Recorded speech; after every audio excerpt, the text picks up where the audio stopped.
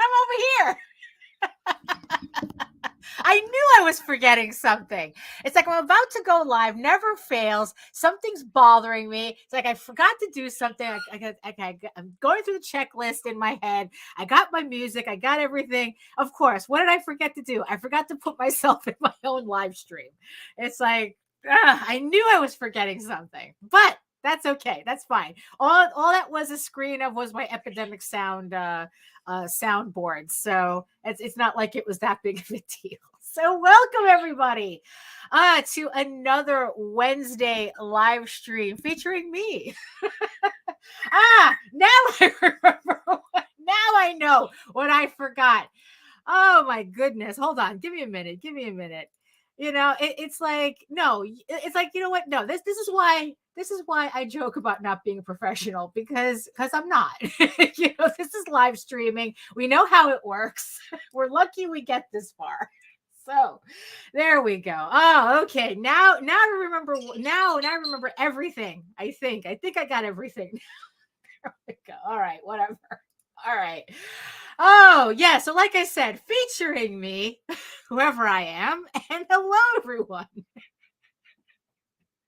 My name is Daphne Lage, and I'm a cartoonist, illustrator, and comic book artist from New York. I have been self-publishing comics since 1992, and I am known for the furry fantasy adventure Tall Tales, which is currently on Kickstarter right now. And we have, I think, like 8 days to go. Either 9 or 8 days, either or. We have just over a week left on Kickstarter before the campaign closes out. I'd like to thank the 71 people who supported the book so far. So thank you so much. We'll talk more about that in a bit. And I am known for my medieval fantasy soap opera drama, EGORAVEN, Heir of the First Unicorn, which returns to Kickstarter late spring 2023. I'm still working out the schedule for that, so it might be a little bit sooner than later, but it's definitely coming back to Kickstarter with issue 6 already. I still can't believe it. I know if you watch me on the vlogs, I'm constantly saying that too. I still can't believe I'm up to issue 6 already, but that's where we are. And also, I am co-host with Nita Lanning, who is in the background watching and guarding the VIP room. So, you know, be nice to her, and she'll, you know, and maybe she'll also show your comments up on the screen. But like I said, I'm co-host with Nita Lanning on the Raging to the Vlogs show every Monday and Friday on the Indie Comics Network at 11 a.m. Eastern. And before I forget, the Oswald Chronicles is back on Kickstarter as well. I think it's in its last couple of weeks as well, or its last week, or a little over a week. I'm not sure. We kind of started the campaigns around the same time. I think he might have less time than me on there. But the Oswald Chronicles on the Wings of Deirdre. It is a complete story in 3 issues in 1 campaign. So if you've never heard of Oswald before, this is the perfect place to jump onto the story bandwagon, because it's 1 complete story, standalone, and yeah, all the links to all the campaigns, including a bunch of other really cool campaigns, are in the show notes below. So make sure you check that out. Yeah, so, and also in the meantime, you can read both my comics online at Tall Tales, TAILS online.com, and egoworks.com, EGOWORKS.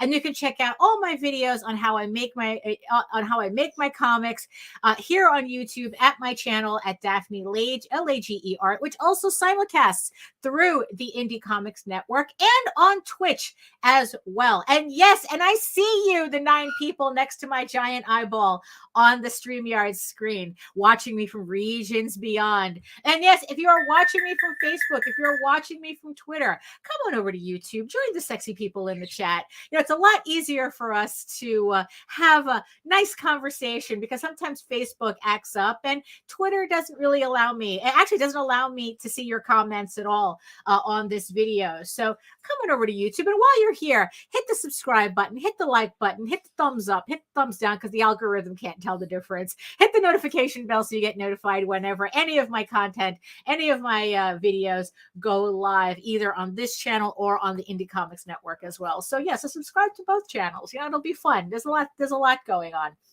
So who's joining us today on in the chat? So hello, John Celestri, master animator John Celestri, who had his first show on the Indie Comics Network After Dark, where he was doing some real live animating.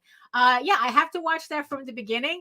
And I just want to say, just watching the few minutes that I was able to catch, because I was doing my taxes at the time, I went to a website, I forgot what it was called, and almost bought animation paper and a little peg thing to hold the paper. But I figure I wait a little bit until I get that. Because you know what? It's just like, John just explained it so not easily, because animation is still an effort, but he made it less intimidating for me to do it. So I figured, like, you know what, let me bite the bullet and actually try to do this, Oh, there we go. So Nita, like I said, Nita is also in the background, and it's like, yeah, she has it with her 37 windows open, keeping an eye on everything. So she didn't know until the music popped up. So my sound is muted. How's my sound, Nita? No, it's good. Okay. All right. So that's probably from before. Then yes, that's probably from before. Hello, Charles. Hey, Charles, how you doing? Yeah, no, I am not gonna get my shit together ever. that's just not in the cards. It's just, look, it just is what it is, right? Hey, Efrain, and hello, Patrick, hello. And like I said, here are the links in the chat for some of the books that are available. Yes, it's like, absolutely, we're all sexy here, Efrain. And hello, Heather, hello. No, you are not. I have plenty of people who watch on Facebook. Absolutely not. If it's like, that's where a lot of people who do watch the show. So that's why I also broadcast on Facebook. It's just that sometimes I don't get the notifications from Facebook that someone had commented. So that's just the only thing. So but so far I'm seeing your comments on Facebook. So I am doing well. We had a close call today. We had a very close call today. Actually, it's been like the last week. A little literal housekeeping here. We thought we had to replace our tankless water heater, which wouldn't have been a fun thing for us to do. And for the last couple of days, me and JD have been suffering through literal cold showers. Not fun. So we had a plumber come out today, and it turned out it was just a stupid fuse that was broken on the thing. So he replaced it really quick, and now we have hot water now. So I'm actually happier than I should be, because that's how you know you're an adult, when you realize you don't have to spend several $1,000s replacing necessary equipment in your house. So oh, hello, welcome from Twitch, welcome, thank you so much for joining us. Yes, and what's cooking? Well, some sketch covers is going to be cooking in a minute.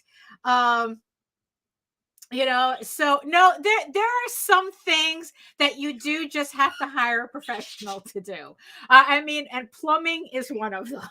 It's like, that's just what it is. It's like, there's just some things you just have to outsource. But the trick is trying to find a plumber that won't just outright say you have to replace the entire system, as opposed to just changing a fuse that not even took 10 minutes for the guy to do. So thank you so much to the plumber for saving the day.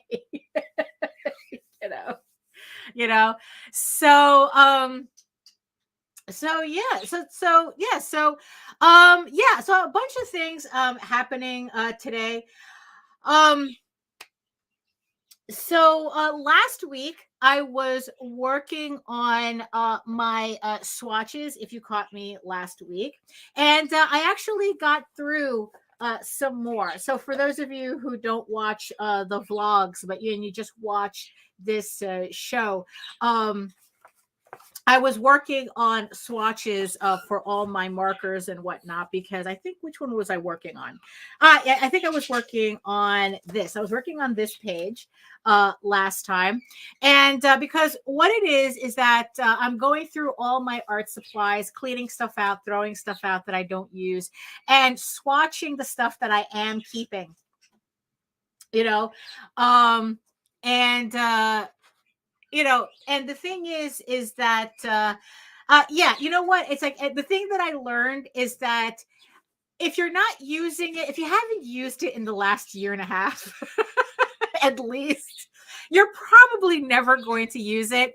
But at least I know the markers I was going to use. So I swatched, so I was able to swatch all of my Copics, and hopefully by keeping it in the book, I'll, like I explained last week, it'll keep the colors from fading. So when I have to actually do work, I could just look in my book and the colors would still be true.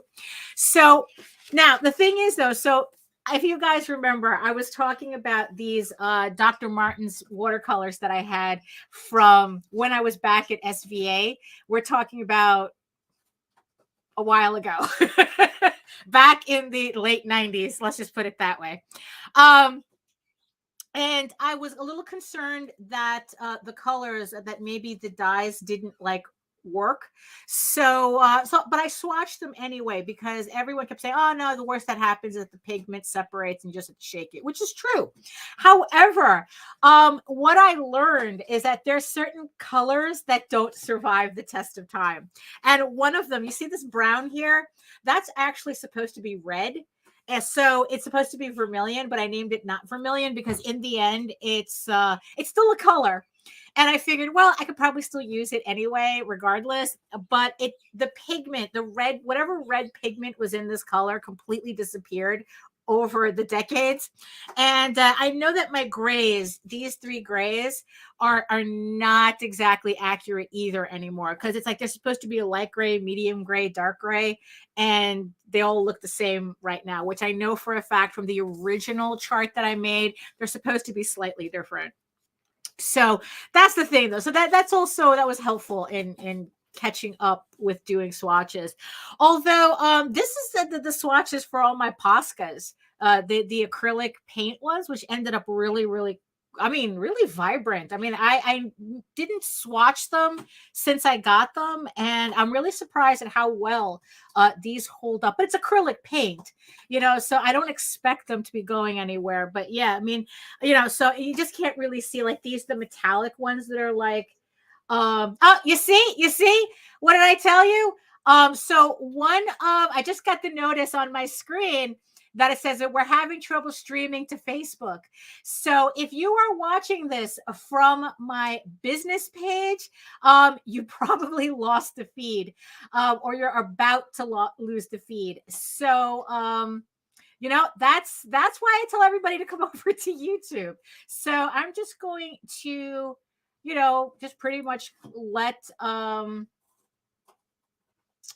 just let this rectify, and that's it.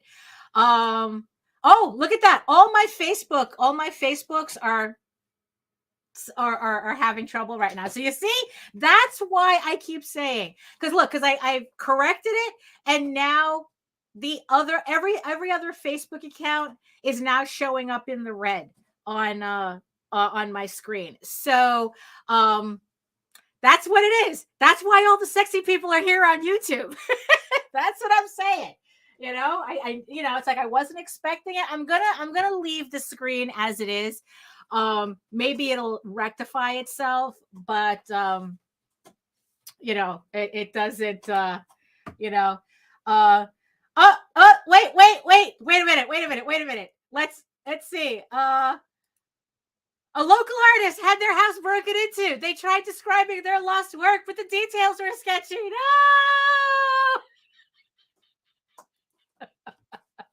I love jokes like that. Thank you so much. Thank you so much, Zeto, for the joke. That was actually I must remember that to torture people next time for. So so yeah, exactly. YouTube baby. That's right. Yeah, so that's what I was up to since I still have to swatch out my Prismacolors, which in the end I decided to buy a whole new set as opposed to kind of fight with the markers that I have now, because they're all in various stages of dead or dying. And instead of wasting paper on it, I figured it's like, you know what? It's about time for me to buy more markers anyway. So I think it's this coming Friday, I have new markers coming in. So when that happens, I'm just going to throw out what I have here, just straight up throw it out. And yeah, and then we'll start from scratch with brand new markers in the book too. So yeah, so that's kind of like what I've been doing, just kind of like going through my supplies. I actually threw out some brushes too when I was doing the swatches for the Dr. Martens, because they all I put them in the water and then they all separated. All the bristles got all nasty. And it's like, okay, out. It just goes to show you that it's actually really good.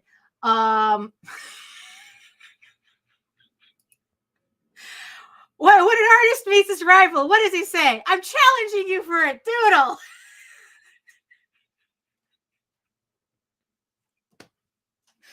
Oh my goodness. It's like absolutely. Thank you. Like I said, thank you, Zento. And thank you, Heather.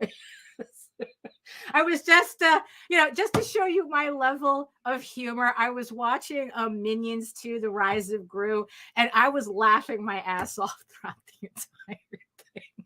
That's just my vibe. That's just my vibe. So there you go, Heather. You see? Yeah, exactly. Left just in time. You see? Facebook completely pooped out. I told you. Not a comedy channel, that's for sure, Allison. Hello, Allison. So yeah, so for all of you, so for all you artists in the chat, even watching or whatnot, it's like, you know what, it really is worth it going through all your drawers. Someone had mentioned a junk drawer. Now we, especially as artists, have multiple junk drawers. We just have so much stuff.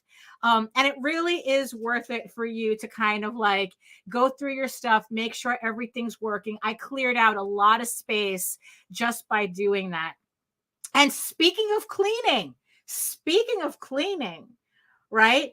As you can see on the screen right below me, right here, I remembered, you see, that's how long it was since I had these books.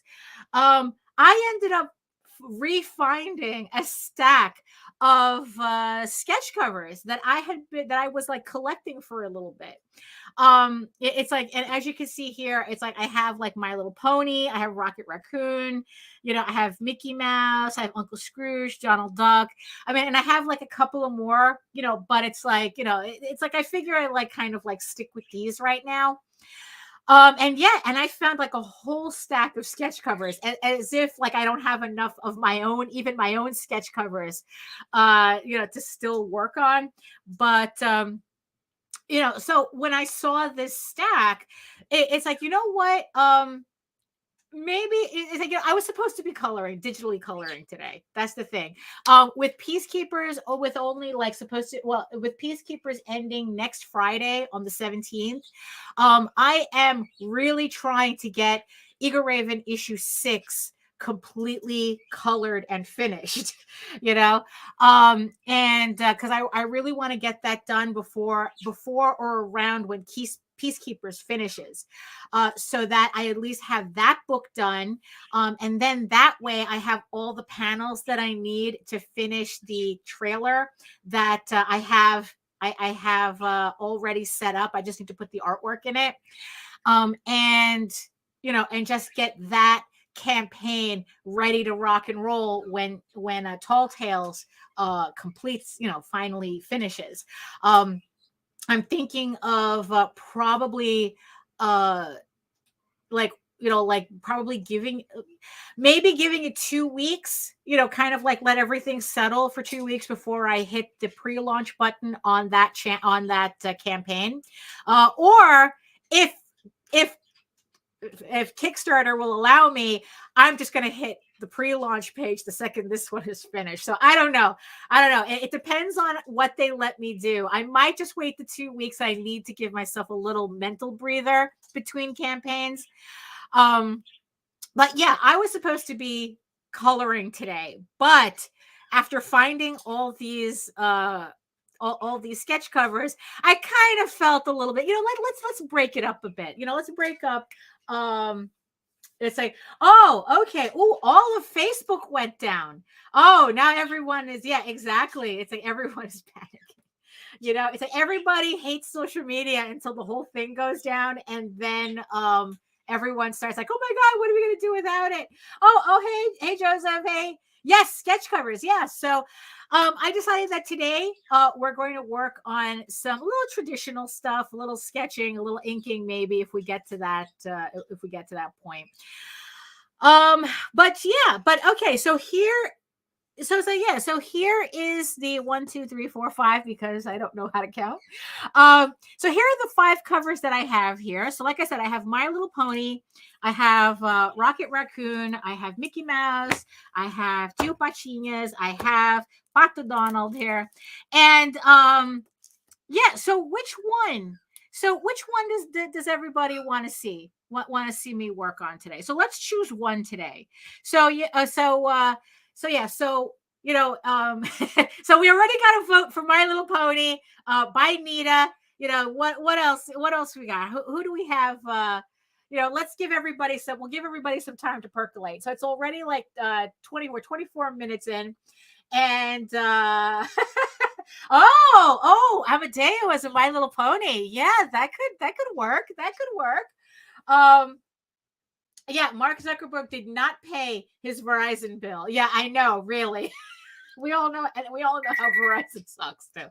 So yeah, okay. So I'm gonna count that as 2 votes for My Little Pony. So there we go. Okay, so we have 1 Rocket Raccoon. We have Rocket Raccoon in the lead here. Well, no, we have Rocket Raccoon here. My Little Pony is in the lead. Yeah. So what else? What else? Who else got something to say here? It's like, what do you want to see? So yeah. So far, My Little Pony or Rocket Raccoon. The other 3, like I said, Mickey Mouse, Uncle Scrooge, and Donald Duck. So yeah, I don't even remember when did I get these books? Jeez, I don't even like what is the date on it, because this is Rocket Raccoon number 1. So I don't know what's the year on this. Oh, okay. So we have 1 Mickey Mouse. Okay, so we have we have 3 My Little Pony in the lead. We have 1 My Little Pony, 1 Rocket Raccoon, and 1 Mickey Mouse that Charles wants to see Mighty Mouse on instead. So let's see. So let me see. When did this come out? So this is the cover to the Rocket Raccoon cover. This is the actual cover. I think it's what is that? Scotty Young. And does this have a date?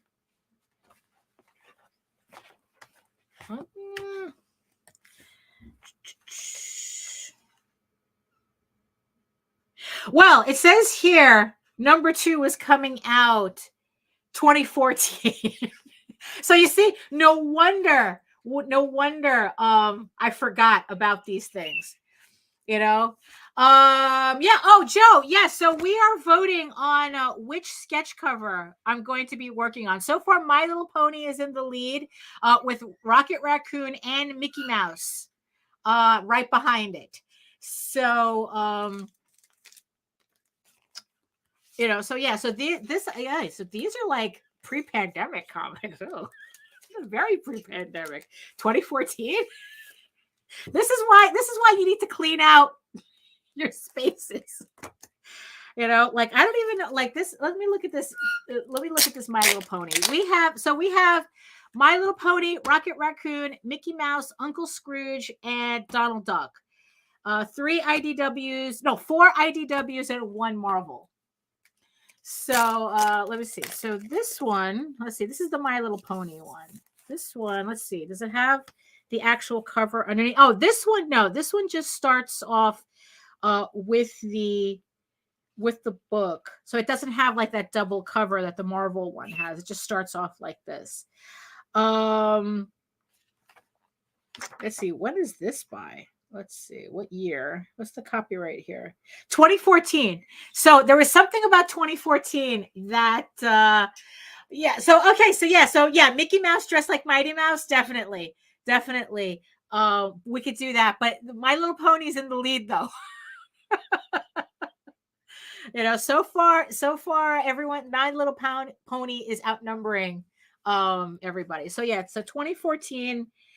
Yeah, I guess it's like this was back when I was just like trying to snatch up as many sketch covers as I could at the time, and then completely forgot about them. Oops.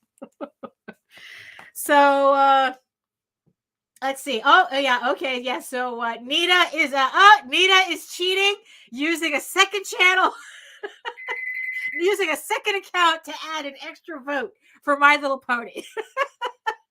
So there you go. Okay, so we got one for Uncle Scrooge. We got one for Uncle Scrooge as well. So, but My Little Pony is still in the lead. I think we have 3, 4. My Little Pony. I think we have 2 Rocket Raccoons, 1 Mickey, 1 Uncle Scrooge. You know, it's like, you know, so let's, okay, I'm going to give everybody a couple of more seconds here because it's like we're just hitting the half-hour mark. So let's see. Anybody? My Little Pony is definitely in the lead though. Anybody else? Going once, going twice. I'm calling it. My Little Pony in the lead. My Little Pony wins this round. So we are going to put the rest of these away. And like I said, let's open this up. And yeah, so here we go. So we are going to, let me see, is this a double side? No, this is not the so the artwork is just going to be on this cover. So because some of them the cover, the sketch cover covers like the both sides, like the rocket, it would have been a much larger piece. So maybe it was for the best that My Little Pony won. So we're going to do My Little Pony. So what I'm going to do is I'm going to run a bump. And while the bump is running, everybody can then decide what am I drawing on here. Although there is a vote for Amadeo as a My Little Pony, which I did do a chibi version of him. So that should be funny. But, so let's, so I'm going to run that bump. And in the meantime, I'm switching cameras over. You guys can figure out what exactly you want me to draw on this My Little Pony cover. And then we'll get to it. So I will be right. Where's my bump? Where's my bumpies? Oh, I wish StreamYard was a little bit more right. Oh, here it is. So think about it, hold that thought, and we'll be right back.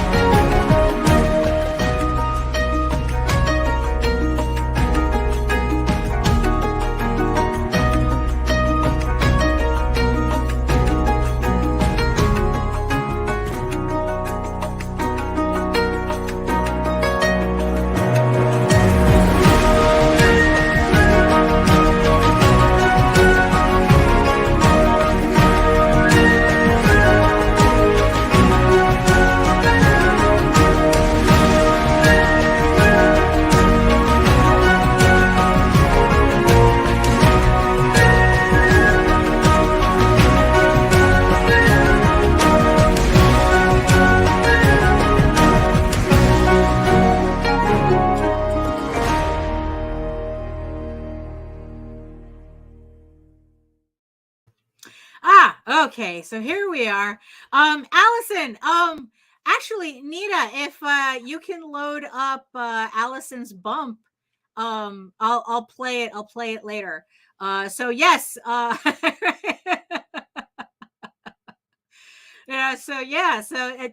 we'll upload because I don't have your bump in my brand folder. So yeah, so Nita's going to upload it and then I'll run it later. Oh my goodness, yeah, it's like, well, I know, look, it's like with Disney, I don't know if it's dying, but it's definitely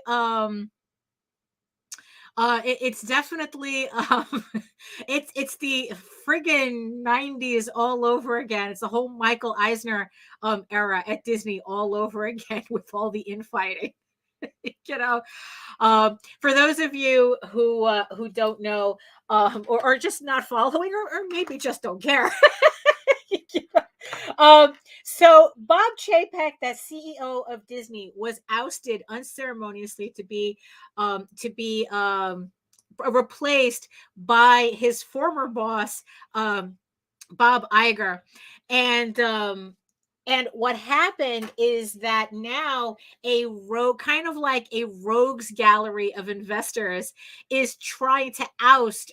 Well, they're claiming that's what they want to do. They want to. They're challenging Bob Iger, claiming that, well, Chapek did a lot of, it was inept, but it was Bob Iger that started the ball rolling with that. So now it's like there's this whole infighting thing between these rogue investors and the I guess like the status quo management at Disney corporate. And it's just, I mean, depending on how you look at it, it's either it's like presidential elections. I think are easier than this, Actually, it's like my my trades. Let me just put my trades back. Actually, no. Yeah, let me just put my trades back so I have a little room here. Okay, so I have room. So, okay, so let's see. So here we have our My Little Pony. Let me sharpen my pencil in the meantime with my luxurious Mitsubishi Japanese pencil sharpener. It's true. It's made by Mitsubishi. Yeah, so okay, so what should we put here? What should we do for this cover?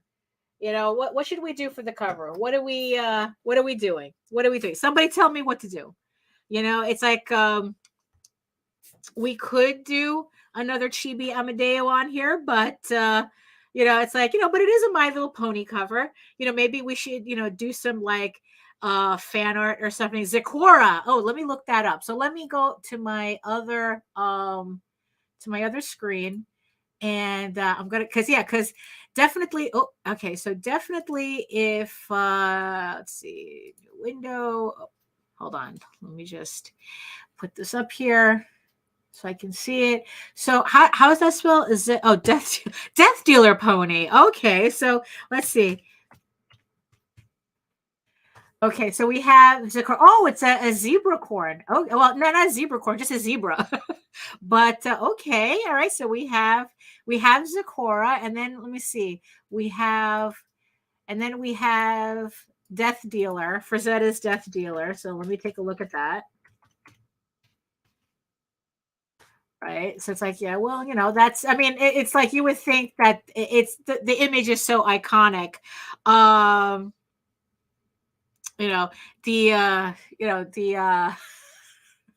the image is so iconic, you would think that I would let's see, how about, okay, so let's see here. Okay, so how about we do, okay, so let's you know what, I've never done this character before because I'm not really familiar with the new Friendship is Magic ponies.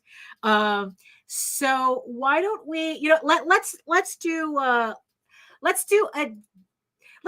do both. How about both? So let's kind of do Death Dealer, but it's Zecorna, and see what happens. Okay, let's see what happens. So okay, let's see. So let me see. Let's start with the the basic. Let's see, because these new ponies are a lot different from uh the 80s ponies that I'm used to, with the fat heads, with the fat heads and the fat bodies, and like the tiny, like the thick necks. you know you know so let's see. So we got,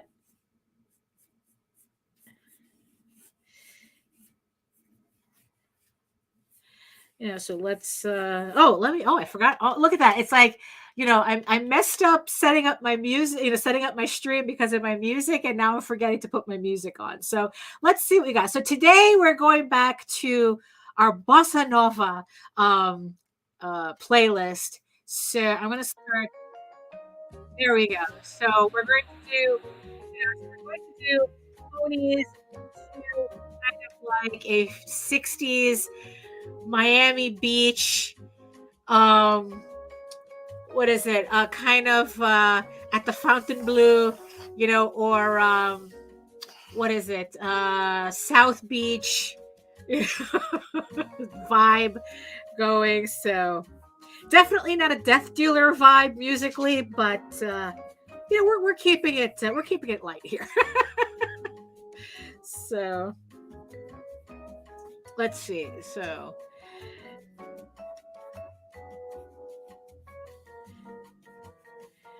let's see. So we have,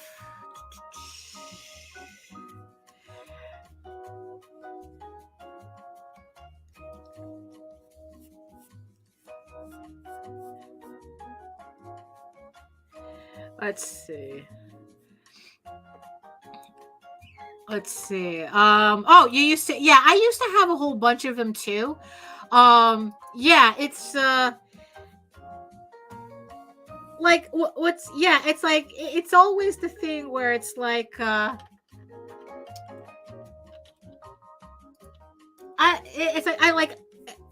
kind of like regret getting rid of them, but then at the same time I'm kind of glad I don't have them, because I wouldn't know where to put them. you know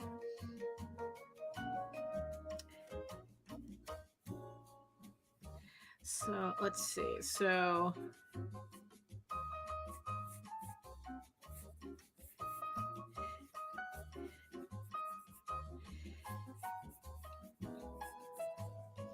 let's see. I was particular to Minty myself. I think I had the original Twilight Sparkle. I kind of remember having the original Twilight Sparkle, but I was particular to Minty. And then it's like we kind of got into, like, I never got into, like, I'm confusing it with the Care Bear cousins. Because I had all the Care Bears. I had the cloud car and everything. Care Bears was, you see, that's the thing. Care Bears was more of my thing back then. Let's see. And let's see. What does her face look like? Yeah, they have. Oh, okay. So.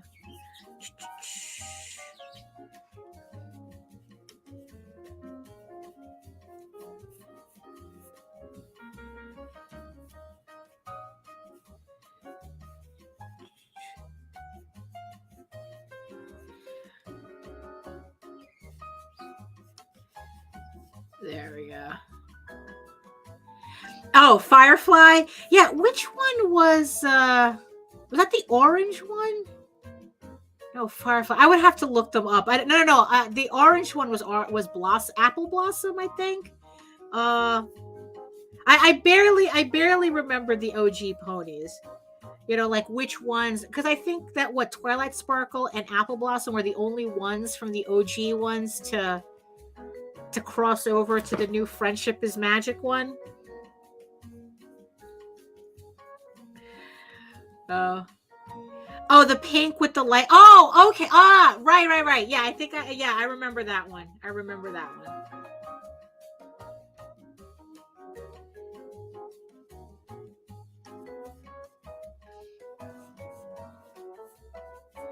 let's see. So, okay. Let's see. So we have, okay, so that,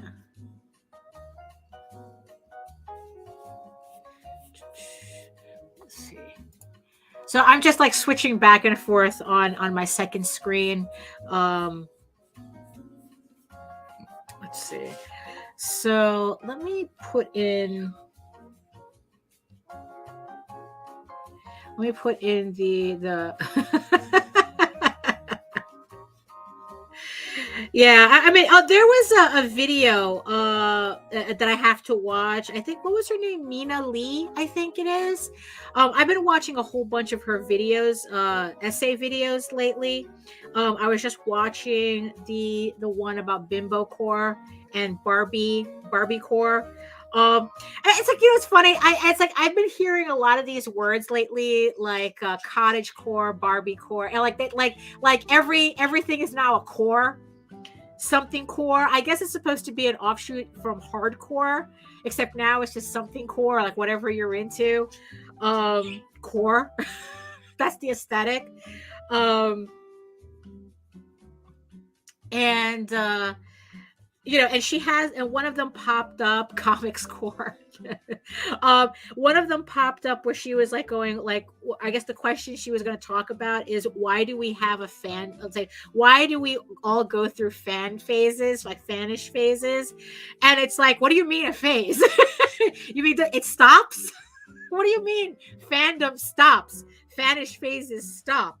It's like, it's like sometimes I just feel like I move from one fan obsession to another. It's like it just moves, like it never goes away. I'm just moving on to moving on. It's like I mean, because I have to tell you, my fandom husbando dumpster is chocked to the brim. Way too many fandom husbandos in there.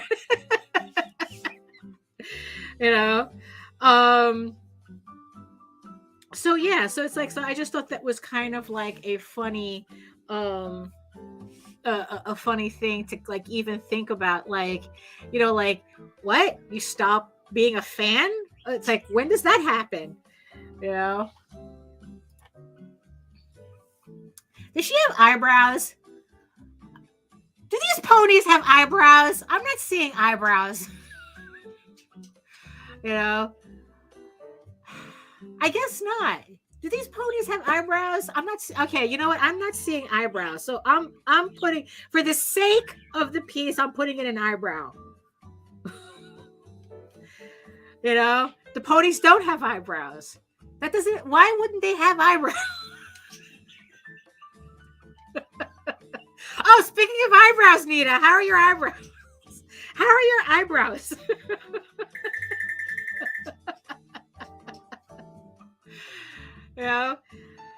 Let's see. So,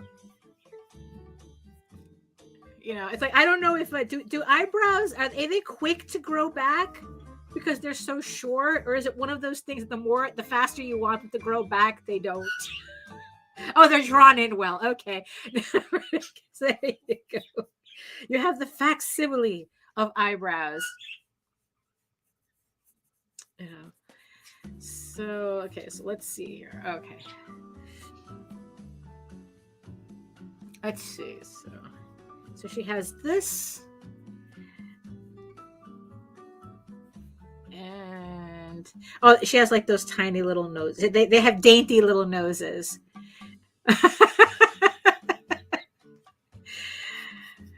So let's see. So, and then she has these black feet, right?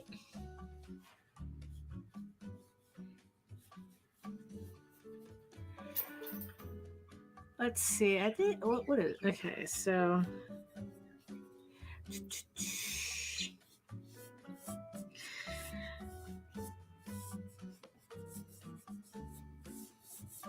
let's see. What is her? Okay, I probably have to. It would help if I enlarge the pictures on the screen. Oh, okay, so her cutie mark is like an African sun. Okay.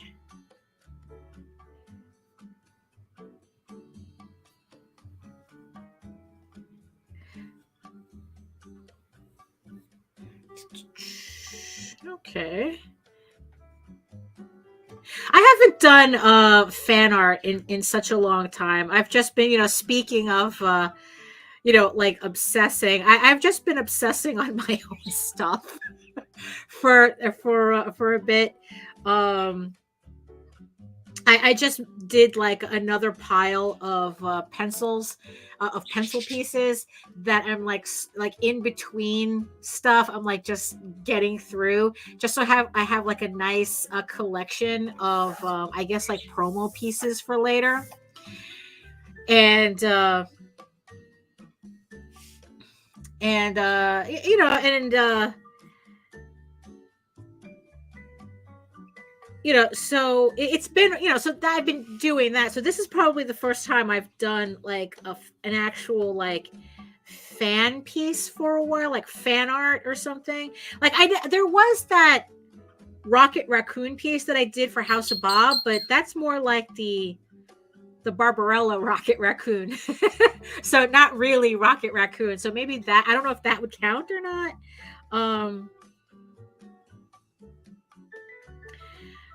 So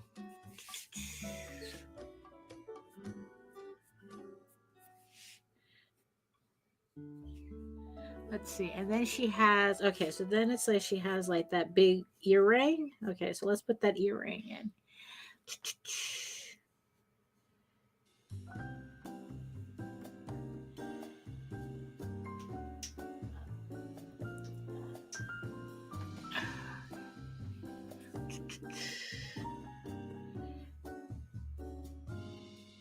And it's like, yeah, so and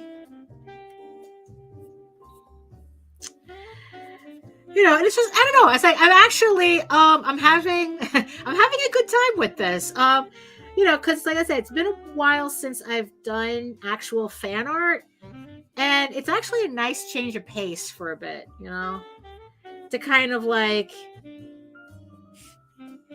just goof around a bit.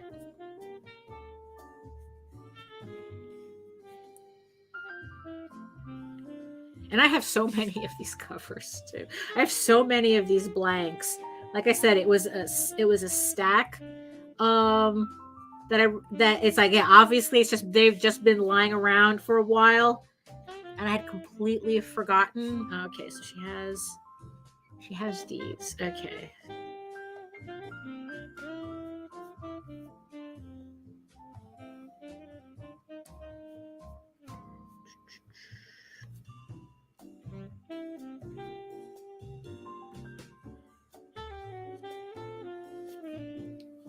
Now, of course, with all my fan art, there's going to be there's going to be some artistic license. It's like I'm not the type that does like on model, or at least, like fusses too much with being like completely on model. When it comes to these, characters, I still want it like to have like my own feel to it. Let's see. So what else do we have here? Okay, so we got the earring, we got the jewelry. Now it's just the stripes. Okay, so now we're gonna put in the stripes. Let's see.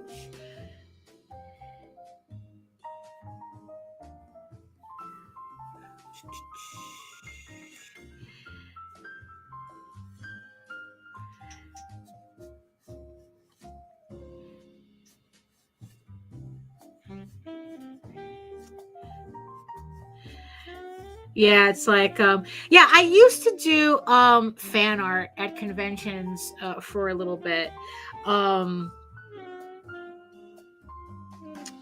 Because it's like, because what it is that you go to enough conventions, like, oh, you have all these people, doing fan art, and it's like, even when you have like original stuff, you kind of feel like it's like, oh, let me do some fan art and like try to like get some of that shine. And I actually stopped doing fan art almost as quickly as I started doing it.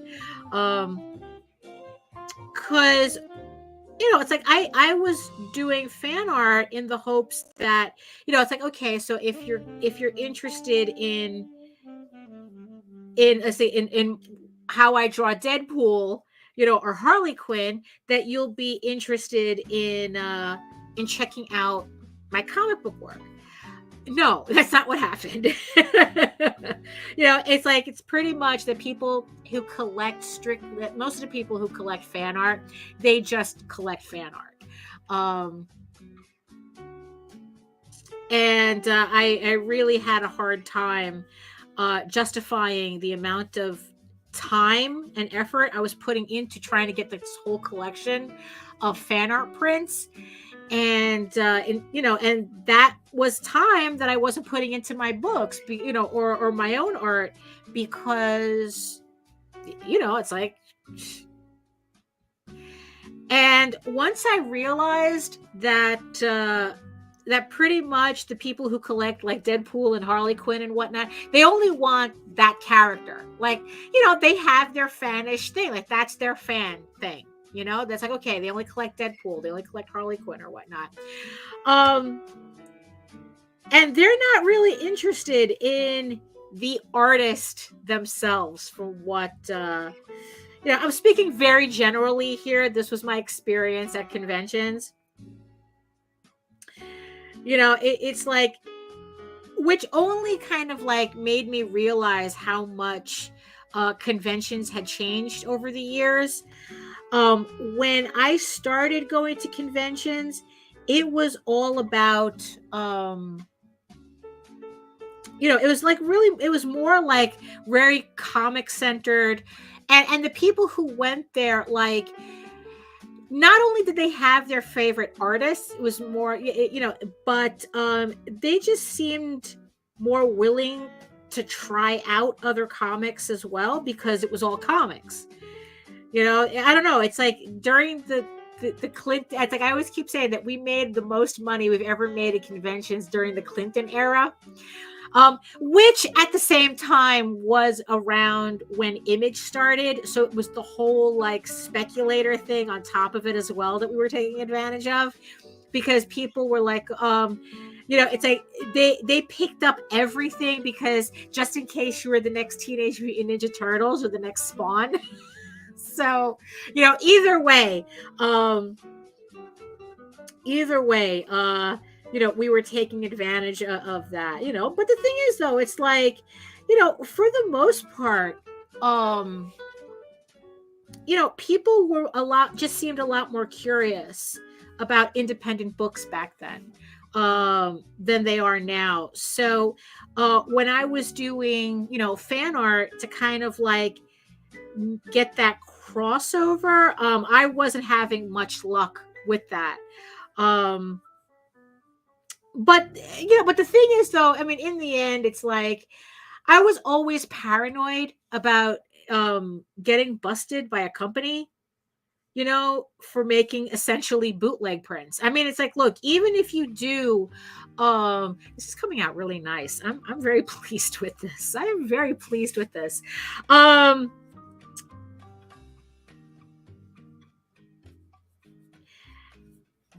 That I was always paranoid about getting busted by companies, for, like I said, for doing bootlegs, because, like, look, it's like, I'm sure everybody's seen the thing online where it's like, oh, fan art is a gray area. It's this, that, and the other thing and it's like, no, it's not. If you do not have the licensing rights to do prints of that character, you're copyright. You're what you're doing is copyright infringement. And the anime kids hated it when I would bring that up in the forums. They would hate that shit. It's like I actually got dogpiled out of. It wasn't specific. It was an Artist Alley forum that mostly talked about like how to get. I guess it was like, like sharing vendors and information about how to get like tchotchkes done. And a conversation had come up about, them complaining, saying that's like, oh, fan art's a gray area. And I came in, being the only adult in the room, it seemed, and said, no, it's not a gray area. You either have the rights or you don't. And the only reason you guys are getting away with your bootleg items is because the companies haven't caught you yet. Ooh, they hated that. Ooh, they hated that. I got so dogpiled out of that group that it's like, you know what? It's not even. You know what? It's not even worth. You know, it's not even worth staying. You know, even for the information. And I think this was like before Alibaba became a thing. So you know, it was yeah, so it's like it was just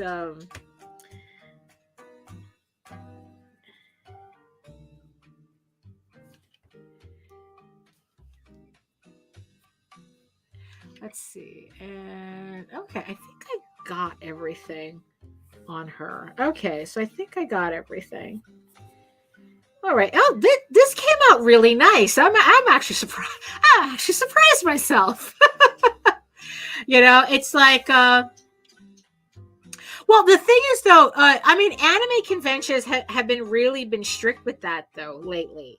That's, you know, it's like I've seen more I've seen more no bootleg rules at anime conventions than anywhere else. You know, that literally studios will go through the artist alley and they will dangle that. You know, it's like, look, if you want us to continue coming to your convention as a company, you have to clean out your artist alley. You know, and they will go through and they go bootleg, bootleg, bootleg, bootleg, and it's like, and like I said, it doesn't matter if it's your own artwork; it's not your character. You know, and like I said, these freaking youngins, you know, they were like fighting tooth and nail, try to that they're right, and it's like, no, you're not right. You're not right. You will never be right. The law is not on your side. You know, and then it's like they would also try to like claim it's like, oh, it's falls under fair use and satire, and it's like, look, fair use is for educational purposes. You're selling keychains of Naruto at of your version of Naruto at Anime Boston or whatever convention, right? And and you know, so it's like that's not fair use, you know. And then it's like the whole thing about satire is that that's something that a judge declares, not you. You know, it's like the person doing the infringement, they're not the ones who get to decide what's satire or what's not, what they can get away with. It's like that's not how that works. You get sued, and if you don't comply with the C&D, you know, it's a judge that determines whether your stuff is satire, and by then it's too late. It's like, because the thing is, oh, it's not satire. You selling, you know, some bootleg Attack on Titan shit, you know, that's not satire. It's not fair use. But I mean, man, it's like you couldn't tell these 16-year-olds anything. you know? You know? You know, and that's the thing. And they would fight too. You know, it's like they would go out, and like even when the actual companies would say, you know, you out, you know, you can't sell your shit here. It's like they'll try to do the same to friggin' company, you know, representatives. They'll try to argue with them, you know. Oh, so because I'm doing a sketch cover for this, I'm going to be using my Faber-Castell Pitt pens instead of using my Rapidographs, because sometimes the Rapidographs really doesn't like the paper. And like the paper might be just a little too toothy. So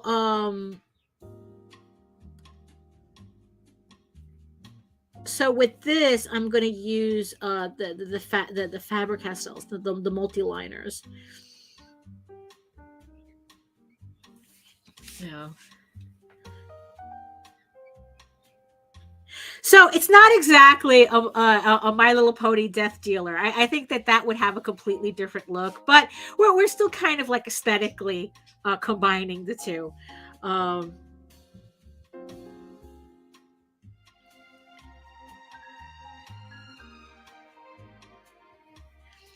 Yeah.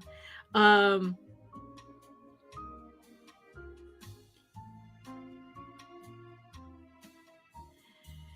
but yeah. Well, you see, the thing is, though, it depends. I mean, it just depends on the show. I mean, I guess like for the larger shows, they're a lot more serious about it. Yeah, if you're just talking about like you go girl. You go, Allison. You do that My Little Pony Death Dealer. You do it. You can maybe you can do that when you have the Dapper Dinosaur on. Yeah. Um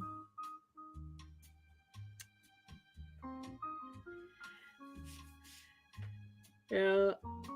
But yeah, I mean, it's like, like, yeah, like I really, because like I'm only familiar with the larger anime shows like Anime Boston, and I think like the Anime X in California, and then it's like there's an anime show here to Anime New York. I haven't personally been to that show. um but pretty much the larger shows tend to have those more strict rules about what constitutes bootleg, like what infringement. Not even bootleg. Look, it's infringement. That's all it is. You know, because bootleg kind of implies you're taking something that exists and kind of like trying to play it off as your own product.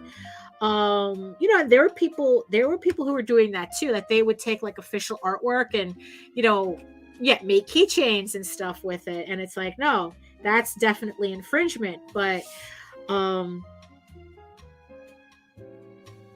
like for original artwork though, like, because I know a guy that all he does is like these mini paintings of fan art.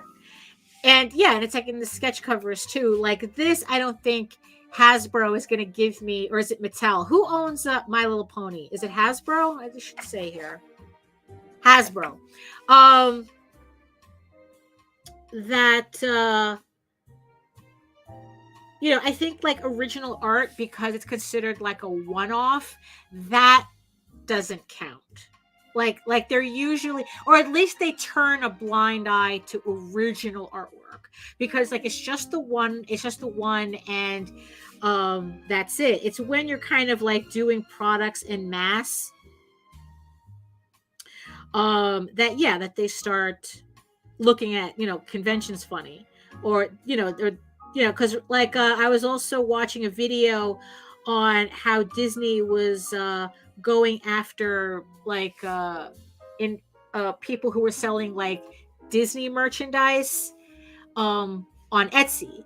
Although the one particular example that they were giving were people who were like actively, like like they would get the cease and desist, and then they would just open their store on like a secret store on Facebook and still continue selling the shit they got the cease and desist for. So I don't know if these people were actually like a good example of that I was seeing of Disney going after infringers. But from what I could tell from their website, from what I saw in the video, they were actually selling bootleg. Like they would take like the actual Disney items from the park and like kind of like make their own something. I mean, that's just how it looked to me. But that's the thing though. It's like, if you're doing fan art at a convention, like selling fan art or fan art tchotchkes at a convention, and it's not because it's okay for you to do that. It's because you've just been getting away with it up until this point, and it's like, yeah, and it's like, even if a company never goes after you, that doesn't mean that it's right. You're still infringing. But it's like, what could I tell a bunch of 16 to 21-year-olds, anime conventions? It's they're not hearing it, It's like, okay, learn for yourself then, you know. But mostly at conventions, it's like I just pretty much stick to my original stuff. Although it's been a while since I've been at a convention. We tried getting into Mocha, but that didn't. We didn't get a table for that. Although technically it was Jose that didn't get a table for it. I neglected to apply for myself. Okay, I thought because I understood that because when Jose said he got a table at Mocha, I thought he got a table at Mocha. I didn't know he just filled out the form. So I didn't bother filling out the form myself. And then it says, yeah, I got rejected for Mocha. So I just have a feeling, and then it's like that's when I regretted not doing it, because I have a feeling that if I had filled out the form for Mocha, I probably would have gotten a table. You know, so take the implication as you will. You know,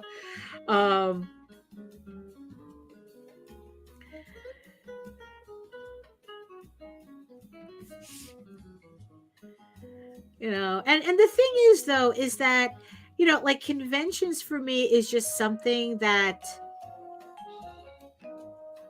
I just haven't been excited about doing for a while. It's like, you know what it is, like doing Kickstarters is such its own animal. And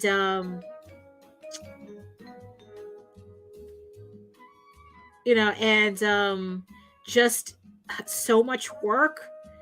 I mean, it's like, it's kind of funny how there's like so many people who think that, oh, you just put something up on Kickstarter and that's it, you don't have to do anything else. And the money just comes in. It's like, honey, I wish it was that easy. I wish it was that easy.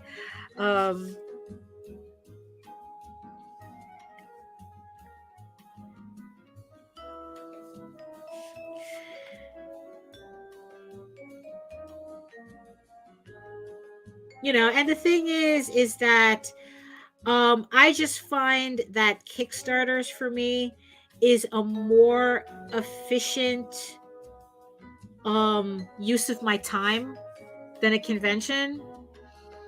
I just personally find conventions to be more of a struggle to get people to want to pay. Like I said, people don't seem to have curiosity nowadays, so it's kind of hard to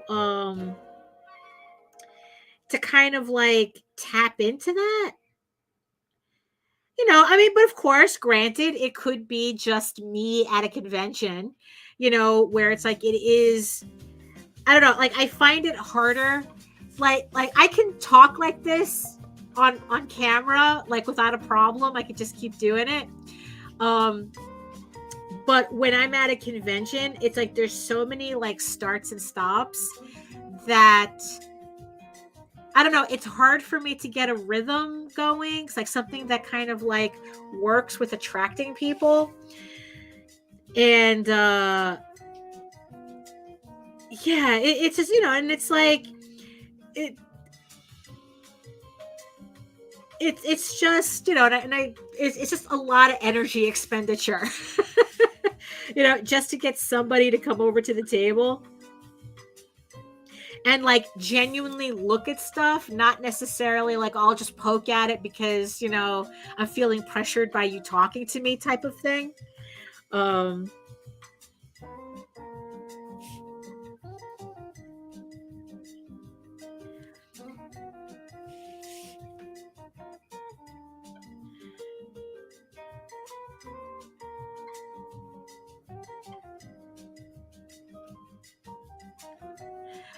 You know, so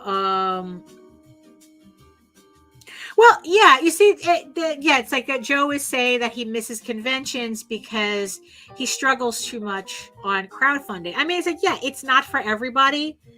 You know, and certain things work better for certain people. You know, it's like some people, you know, like they thrive at conventions. I know that Sam also talks about that too. We just interviewed Rob Multari. Um, if you missed that on the Monday show, you can check that out on the replay. We interviewed Rob, and he said that that's where he built his audience for Nightwolf. Was at conventions, and that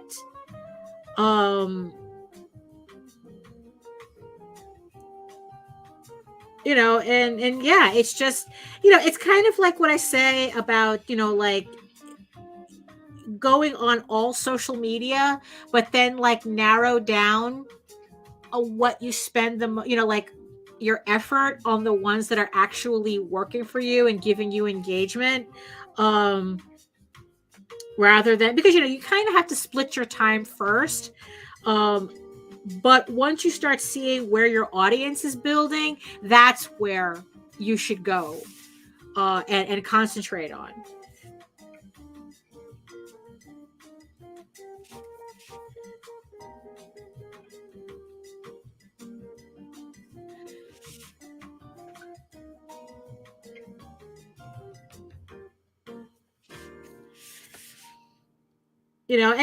And for some people, I mean, it's going to be conventions, because it's like, I don't know, they're just, maybe you're better at engaging with people at a convention than on a crowdfunder. That happens, but that's what it is. It's like, you have to decide where you're going to put your energy, because there's only so much you can do. So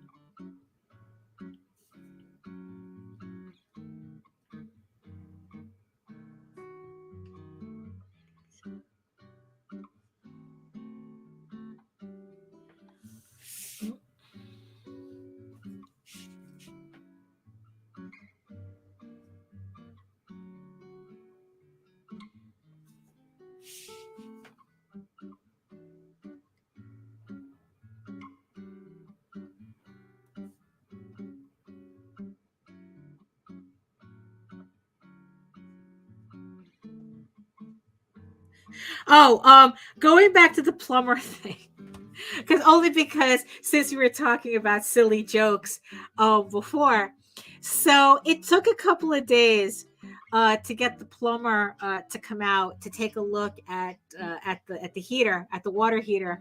And yeah, like I said, we were taking like cold showers. I mean, really, like military style cold showers for like the past couple of days. And and it's like, and the thing is, though, it's like, and I remember like Jose getting like a little frustrated at why it was taking so long to get a plumber to come out. And it's like, I go, and it's like, I didn't say this, but it did cross my mind. It's like, dude, this isn't a porno where you can get a plumber out here within a couple of minutes. We actually have to wait several days until the plumber comes out.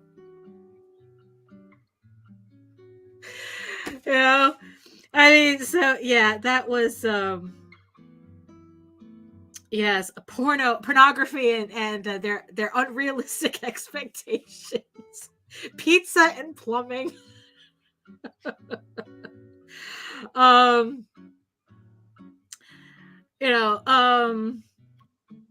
also the thing is too, it also reminded me how it's like the saying that society is 3 meals away from complete anarchy, and it's like yeah, pretty much. It's like, so much stuff we take for granted until it's not there anymore, and then it's like we go feral really fast. you know you know I mean, it's like, well, you see, but that's the thing, Joe. If shows are working for you, that's the answer. It's like, oh, why are you spending time doing shows? Because I get a better return of investment on doing shows than I do on crowdfunding.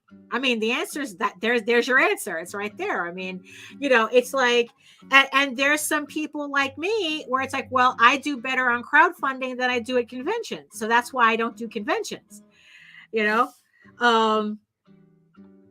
I mean, honestly, it's like, I think that at this point, if we went back to doing conventions, it would just be more, networking. It would just be networking, really, rather than selling books. I mean, that's kind of the thing. I mean, it's like, but I mean, it's like, I think the answer is pretty simple. Just like people keep telling me, it's like, oh, Twitter this, Twitter that. It's like, I get a lot of engagement on Twitter. It's like, yeah, I do dick on Twitter. There's nothing for me on Twitter, so, but I get all my engagement from Facebook. Is Facebook still down? Is Facebook still in rubbles? Is right now smoking rubble?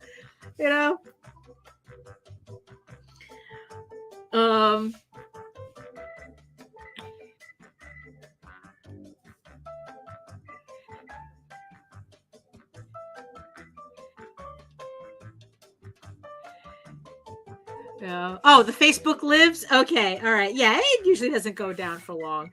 It's usually that hiccup, and then there's that scream heard around the world, and then it just comes back.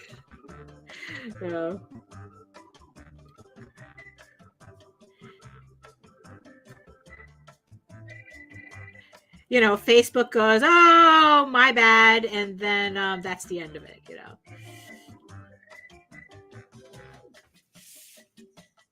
Okay, so let me get, let's see, where's this one?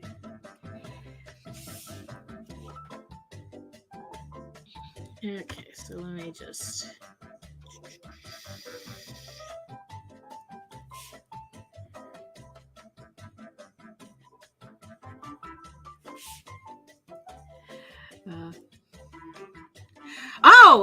well, that's dramatic. Oh, I was outside taking care of a raccoon, and then a hawk dropped before my dogs got to it. Oh, well then. Well, you have to do what you have to do then. Obviously, you live. So you see over here, the dogs, the raccoons. I don't know. I've never seen I've only seen a baby raccoon once. Usually, they're massive here, but it's like I live in New York, in New York City, so it's like these are city raccoons, so I don't know if they're a little different, so we have more raccoons than hawks really here.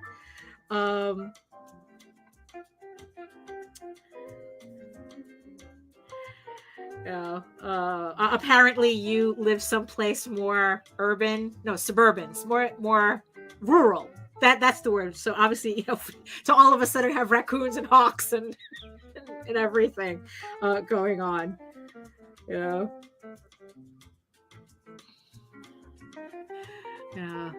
They're all exactly. They're all beefed up from the street life. Yeah, no, for real, they are. Yeah,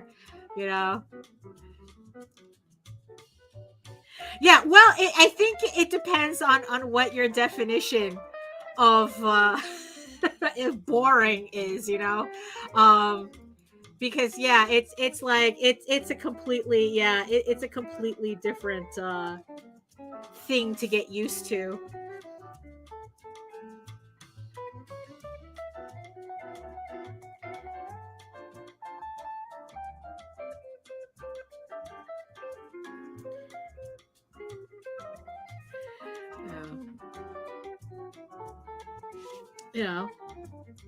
Oh, well, it's like, Joe, yeah, I agree. It's like there is no one size fits all. There never is. It's like all we can do, it's like all you can do is just collect the information and then take what you need and leave what doesn't work for you,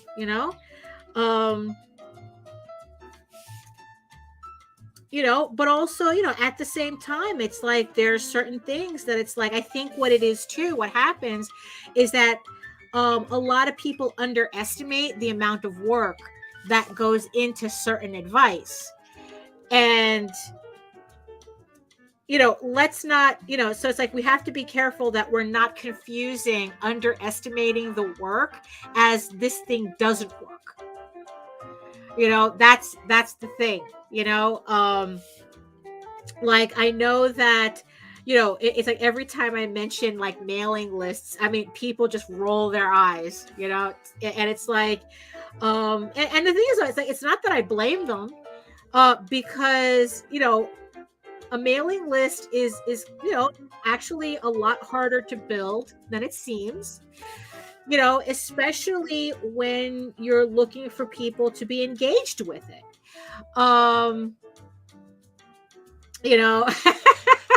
Yeah, I was trying to like figure out something clever for the title, and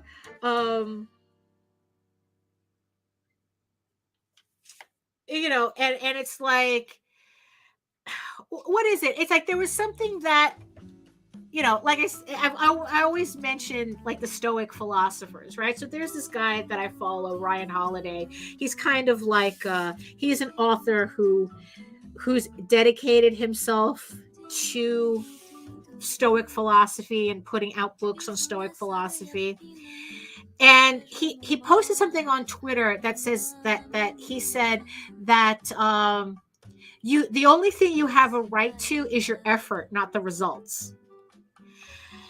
And and it's like, and that's kind of intimidating, because it's like there's always this thing where it's like, I don't get it. I'm doing all the right things, and why isn't this working? And the last time I said something like that, I've had people fighting me going, if you're doing all the right things, then you should be succeeding. And it's like, well, I guess from the last episode of the stream, one, it depends on what your definition of succeeding is. And two, it's like, really? It's like, if I do the exact same thing that Brian Polito does, am I going to make almost $500,000 on a Kickstarter? I mean, is that guaranteed? It's like, so no, just because you're doing everything right, everything could go sideways just as much. So it's like so the thing is, though, it's like, so ever since so when I read that, it's like, yeah, it's one of those things where it's like, crap, it's like, just because it's like, all I have a right to is my effort, not the results of it, because that's unaccounted for. Me having a mailing list, doing this on Kickstarter, posting on social media. It's like, just, it's like, I could be dedicated to those things, but it doesn't mean I'm going to get the results, that the results are arbitrary. It's like, we were just seeing that recently with, it's like, people complaining for a couple of months how, their campaigns weren't funding as quickly as they were in the past. And it's like, Twitter is down now, or semi down,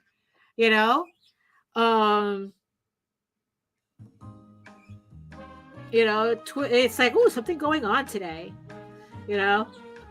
all the Russian hackers are busy. They're extra busy today. And the thing is, though, it's like, I think that in the end, though, what we have to realize is that how we react to things is completely in our control. Like, that's really the only thing. It's like, again, it's like I said, it's like 0% of effort on what you cannot control. So, so knowing that all we have a right to is our effort, not the results of that effort, because like I said, we have no control over that. So technically, yeah, it's like we really shouldn't be. You see, the thing is, though, is that I completely believe in, if something's not working, you either fix it, or, do something else, because, but at the same time, know when you kind of have to know when your time is being wasted, when your effort is being wasted on something. And the thing is, though, is that the only way that we can really adjust our trajectory is by seeing what results we're getting. So it's kind of like a mixed bag to say that, well, we only have a right to our effort, not our results, because the results are arbitrary. But at the same time, I kind of need to see what kind of results I'm getting in order to switch things up, to make sure that I'm doing the right thing, or if I am, or whatnot. So it is kind of strange to say one thing while at the same time it's like, well, but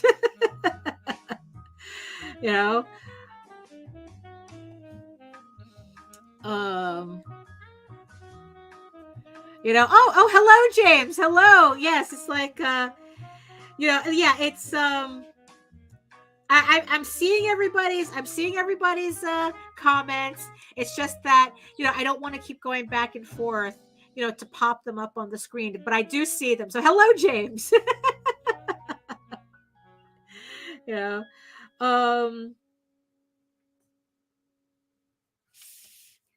So, okay.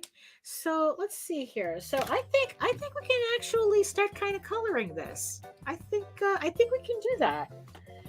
We've actually finished something enough on stream that maybe I could break out my Copics for a little bit. We got a half hour left, so it's like, let's see what we can do with this, especially since I have everything all newly swatched, right?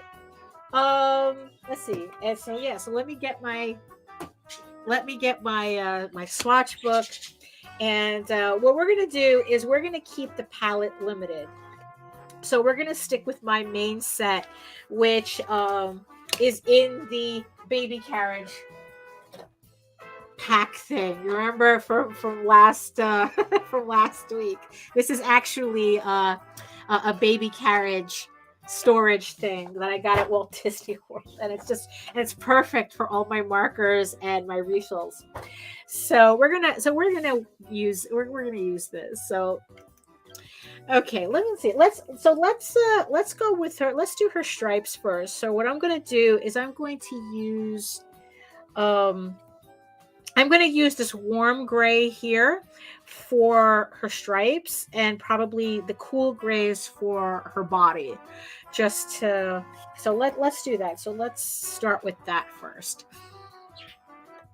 So I got my little board here. Now, here's the thing, just to warn everybody. It's like, look, when you're doing sketch covers, you're always going to get bleed through. So it's like they never print these things, on thick enough paper that you don't get bleed through. So if you're doing a sketch cover and you're getting bleed through, that's what happens, so that nobody feels frustrated by that. So, okay, so let's, oh, you know what I forgot? I forgot her stripes on her head. Look at that. It's like I'm just looking at my reference thing on this other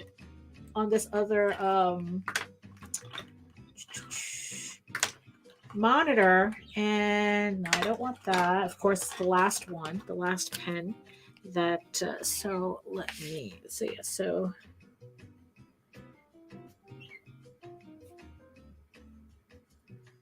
there we go. Okay. All right.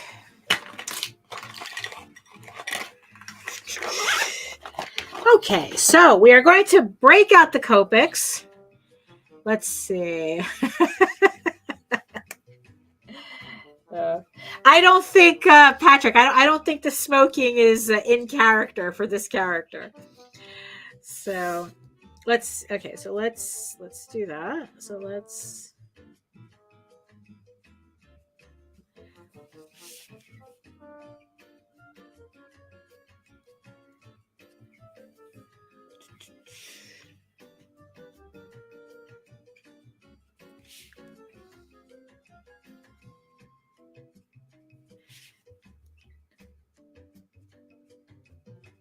It's very nice to have refills for for the markers. I'm very happy I have refills for this. You know, that I just broke down, decided that Copics was going to be the thing, and got refills.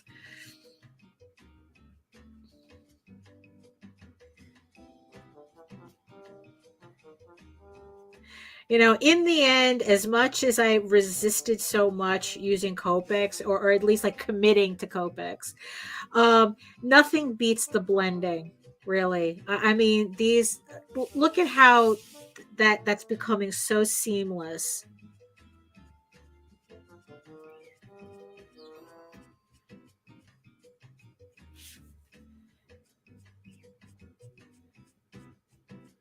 You know, it's like, yeah, they're expensive and whatnot, but it's like, you know what? I had to go with what worked.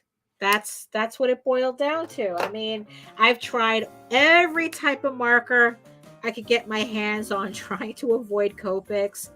And you know what? Nothing beats the real deal. You know, so it's like, if you want to build your Copic collection, I mean, definitely try to find them on sale. I was hearing that Joann's was discontinuing selling Copics, and it's like, I guess if you have a Joann's, I mean, I don't know if they're available now because word got out really quick. You know, Copics at $2 a piece as opposed to like $8, depending on the color. $8 to $10 sometimes. And it's like, what I'd like to do is, you know, because we have this idea of going to Japan eventually, and we have a friend that's trying to move out there, you know, but it's, you know, it's difficult to do that, you know. And okay, let's, and oh, is her hair white?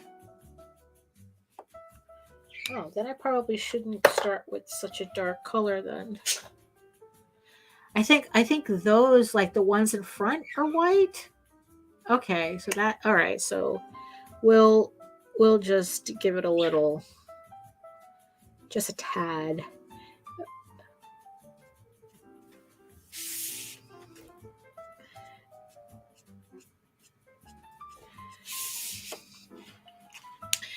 Um you know, and I kind of imagine myself bringing, you know, when it finally happens, like us bringing, well, me bringing an extra suitcase just to fill it up with Copic markers, because in Japan Copics are like $3 a piece, you know, because they're so common, you know. That's where they're from, you know. So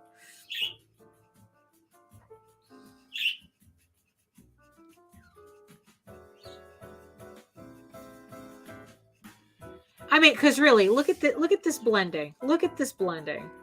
I mean, I couldn't deny it in the end, you know.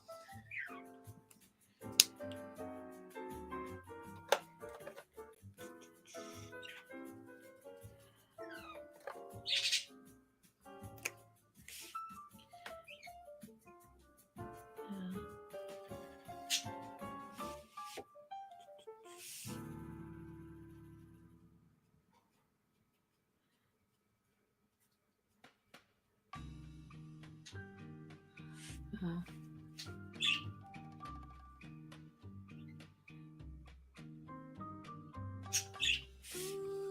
yeah.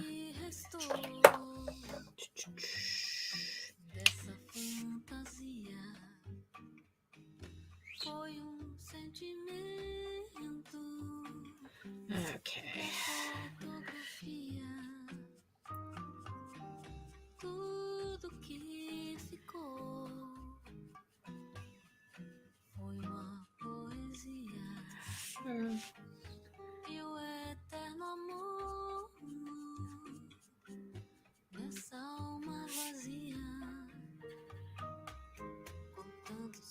I still have to color that Rocket Raccoon that I did for that I sketched out for House of Bob that I inked. I mean, I still have it inked in. I just haven't colored it yet.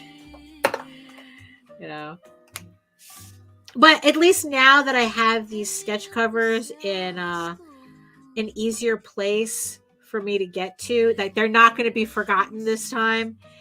That maybe what I just need to do is like, you know, just I don't know, like do one a week or you know or something. Just like start working on one, just to keep it moving.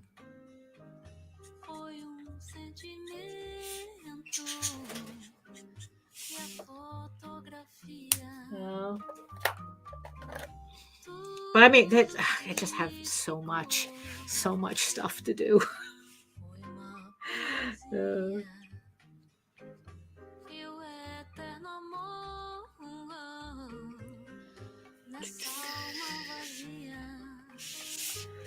think I'll just.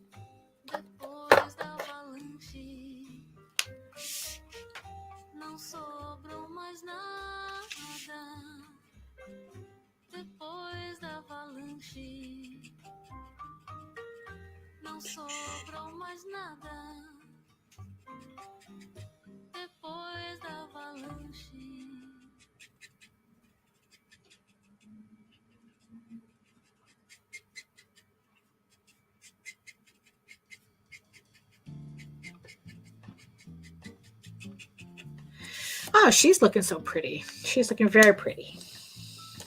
That's what we wanted, right? So let's see. So let's. I don't know. I don't want to go too dark with her gray. I'm just gonna do like tiny little points. You know, just don't want to.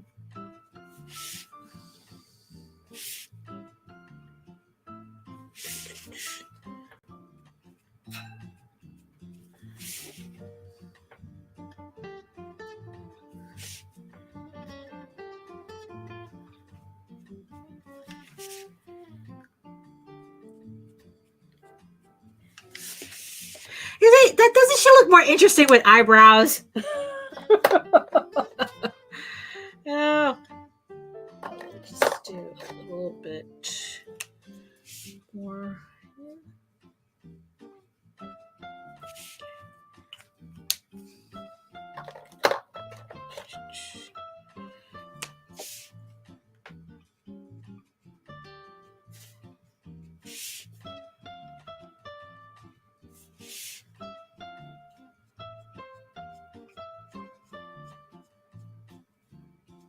You know, or if we ever go back to conventions again, you know, I just take the stack of sketch covers with me and just do this the entire time.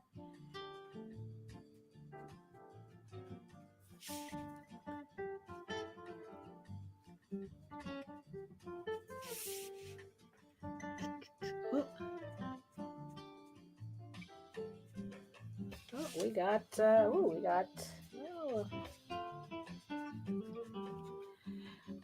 got a little blobby there, but you know, I think that's fine. It's just on the ear, so I'm not I think you can kind of work that out a bit. Oh, I'm kind of sad that she just has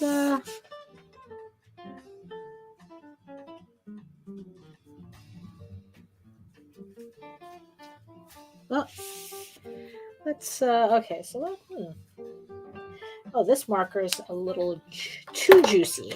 So let's kind of blend. Let's try to blend this out a bit.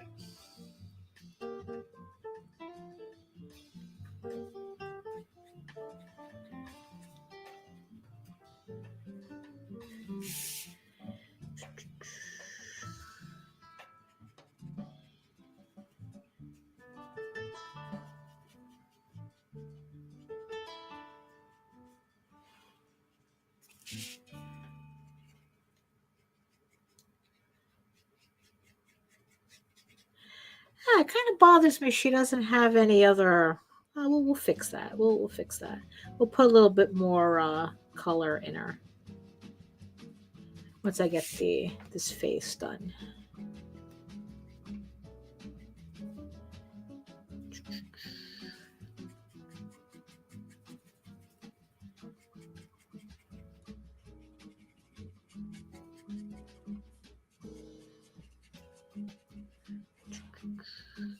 Okay. You know, let's see. Let's give her a little color in the face. Let's see. Let's see. A nice something rosy.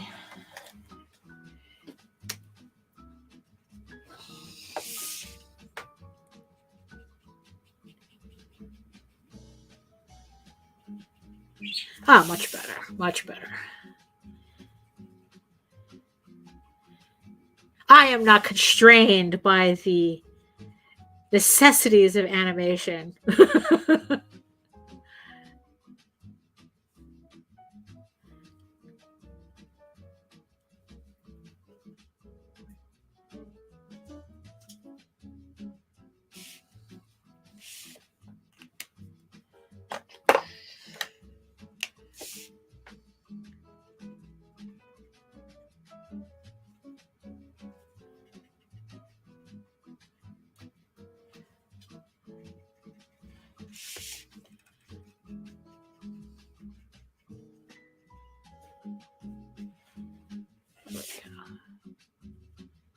Ah, that looks nice. That looks cute.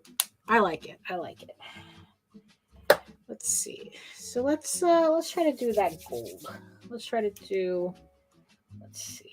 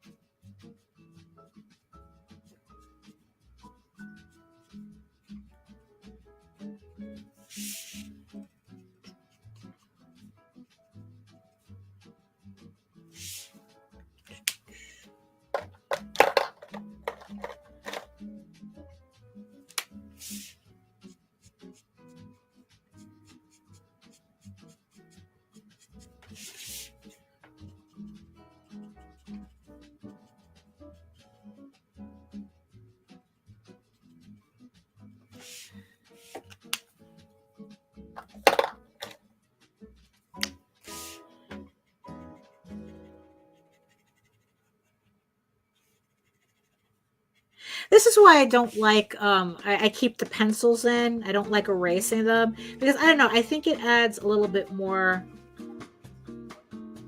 I don't know, just a little bit more dimension to the sketch. Like it really adds to its sketchiness. It really reinforces the fact that this is a sketch cover, you know. Oh, okay. Oh, I have gotten a new Posca pen. So I use an ultra fine white. Let's try it out on this. Let's try it out. Yeah.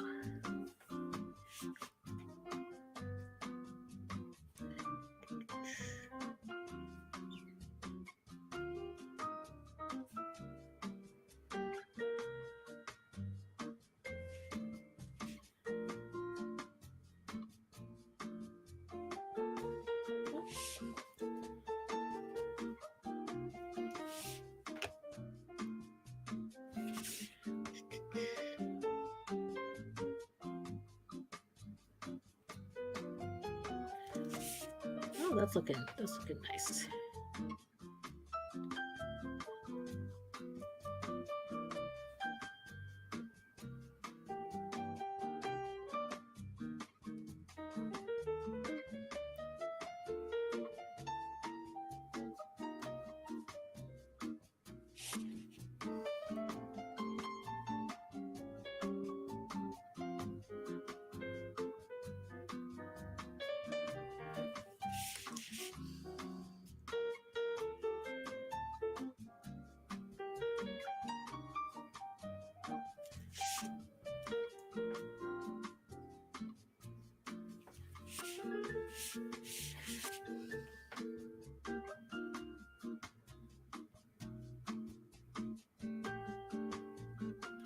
So I'm only doing this. Usually I wait until like I finish everything to do this type of like finishing details on it.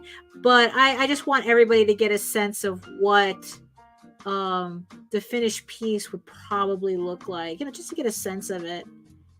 Um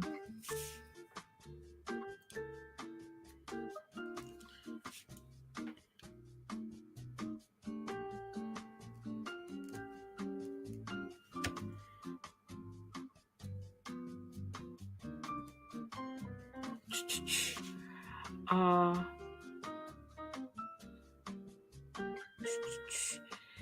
that's looking so pretty.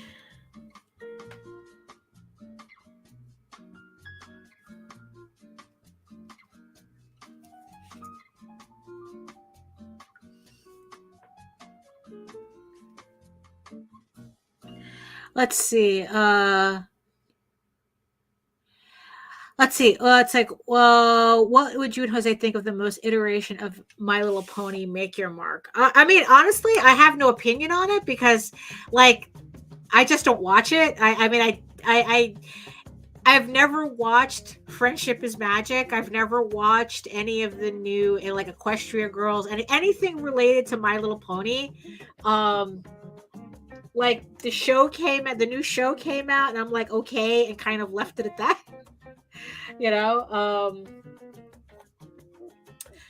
So I honestly, it's like I have no opinion on it. And Jose doesn't watch it either, so he wouldn't have an opinion on it.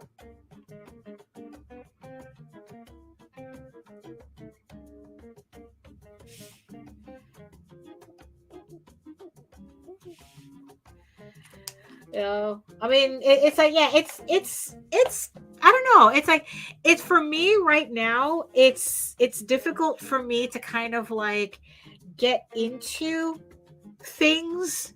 Look, it took me like a couple of years to even get into The Witcher, and Netflix is stopping it after season 4, so I don't even feel kind of like I mean, probably when it comes out, if we still have Netflix, then it's like I'll probably watch it, but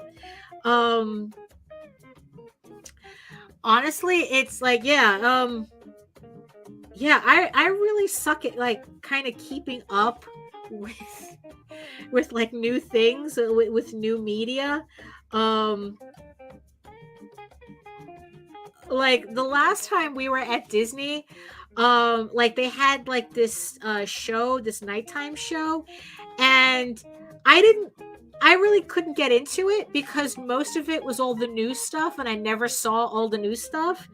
Like, I haven't seen Encanto, I haven't seen Turning Red, I haven't seen, I don't know, whatever else, whatever CG shit that they were putting out, before then. And honestly, it's like I just don't have an interest. And that's kind of like how I feel about the new My Little Pony too. It's just like I don't really have an interest. So, no offense to everybody who's who watches it and whatnot. It just wasn't my thing. It's kind of like when people talk about Power Rangers, or or things like Naruto or One Piece or whatnot. I'm not familiar with any of that. It's just, there just gets a point where it's like, yeah, like I was just doing other things, and yeah, yeah. Oh, and speaking of, it's like, I think I've only rode Splash Mountain once. Um, it's like, one, because you see, the thing is that it's a log flume ride, and I don't like getting wet at a park. So we usually avoid those types of rides. Um, yeah, for people who don't know, so Splash Mountain in its current iteration, which is based on Song of the South, it closed, and they're going to, I guess, upgrade it so that it's based on The Princess and the Frog. And the thing is that, I kind of don't blame them, because it's like, you're talking about they have a ride based on a movie that technically Disney doesn't want to admit exists. And even though it's the source of one of their most famous songs, and I mean, I have a clock that I still have a clock. It's an old clock. It stopped working correctly, but I mean, one of the songs that it could play is Zippity Doo Dah, so but the thing is that Song of the South is this really boring, and that's really what it is. It's this really super boring, very racist movie. It's like, look, I've seen it, I've seen it, and it's like, and that's just what it is, It's like the only thing interesting about it are the cartoon bits, and even then, the cartoon bits are based on really, really racist folktales. So so in the end, it's like, it's like, I'm not gonna miss it at all, because one, like I said, it's a log flume ride, so it's not like we really went out of our way to ride it anyway. But but the thing is that at least with The Princess and the Frog, Disney can actually market that. And you got to remember, all of this is really marketing decisions. They're not moral decisions. It's like what it is. I mean, it's like, never confuse consumerist consumption with activism. This is the thing. Never confuse it. It's like it's like your consumption, your media consumption habits is not a mirror of your morality or lack thereof. Just like people who claim that Song of the South is their favorite movie does not make them, it doesn't make them edgy, contrarian shitlords. I mean, it's like, one has nothing to do with the other. It's like, you're not impressing anybody by saying Song of the South is your favorite movie. It's nobody's favorite movie. So cut that. So it's like, yeah. So if you ever hear anybody say it, it's like, just tell them to cut it out. It's like, no, it's nobody's favorite movie. And you're not being some kind of, I don't know, whatever you think you're being by saying that, it's kind of like, like I said, consumption habits has no reflection on your activism. Consumption is not activism, just like re-theming Splash Mountain does not cure racism. In society, they're just re-theming because then it's easier for them to market without the specter of this cartoon, always, raising its head. So Disney's not doing Disney's not doing an activism either by changing it. They're just making marketing easier for them.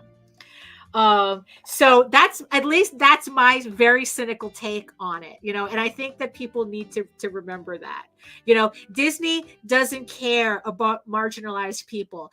Disney cares about the profits they can get from marginalized people. That's it. So always be sus in February and June. That's all I can say. When it comes to big companies, sus February, sus June. You know, you know, I mean,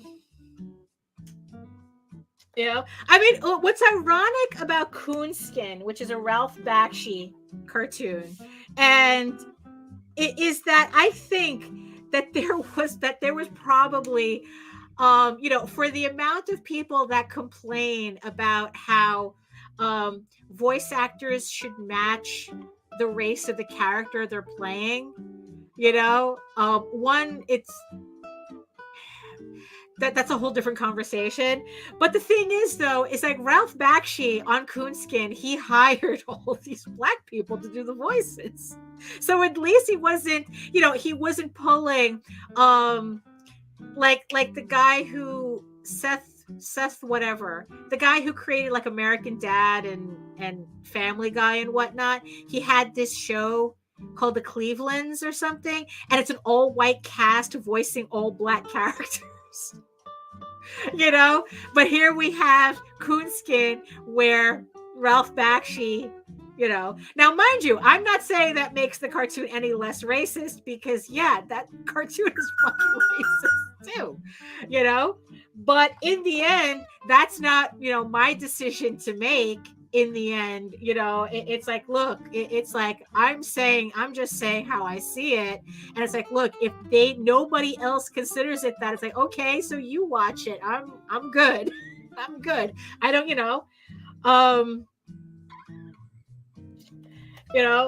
but,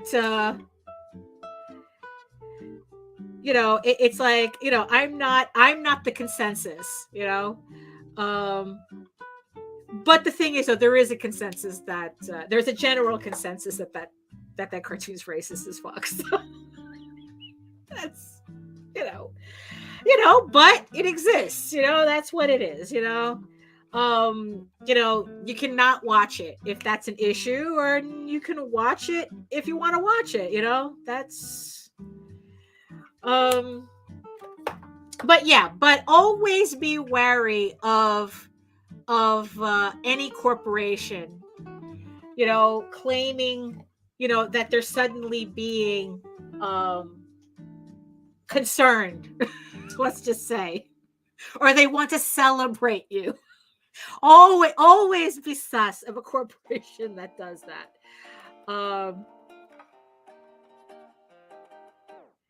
Which is why the whole thing about, Disney being woke is so stupid to me, because it's like, oh, you guys don't know the history of this company, do you? They're just another corporation taking advantage of what they think will make money. Woke has nothing to do with it. It's like, will these dumb bitches buy our shit? That's the question. If they think they'll get money out of you by pandering to whatever they think will get money out of you, they will do that. Always ask, is this representation or is it marketing? Always.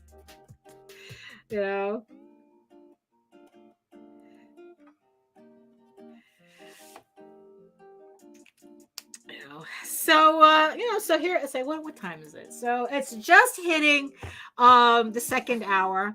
So this is what I have so far.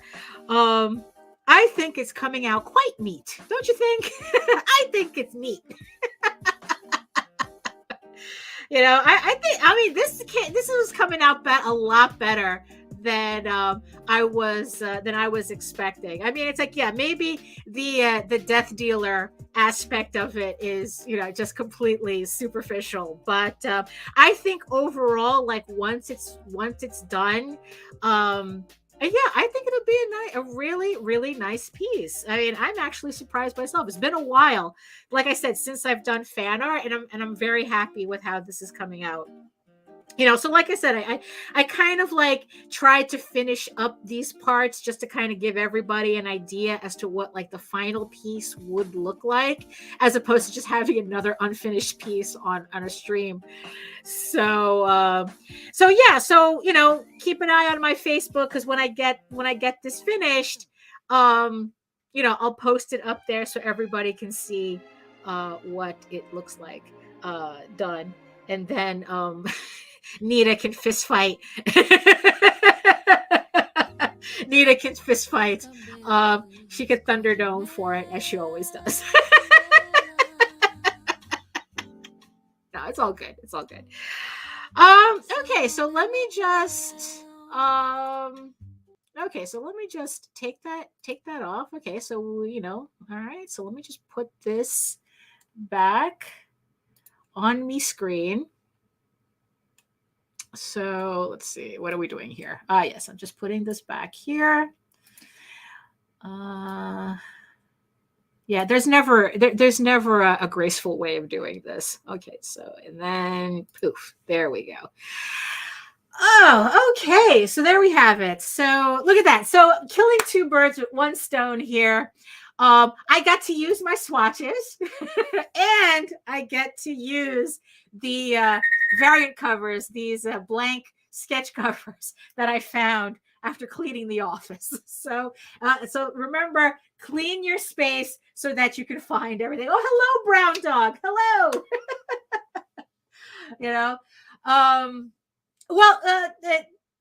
Patrick, I mean, it's Ralph Bakshi. It's you're not off by much, even if you're thinking. Also, you got to remember, the coonskin, I think, was also known as heavy traffic. So they had to change. I guess it's like it runs under two different names. So it's heavy. It's either heavy traffic, but the actual name is coonskin.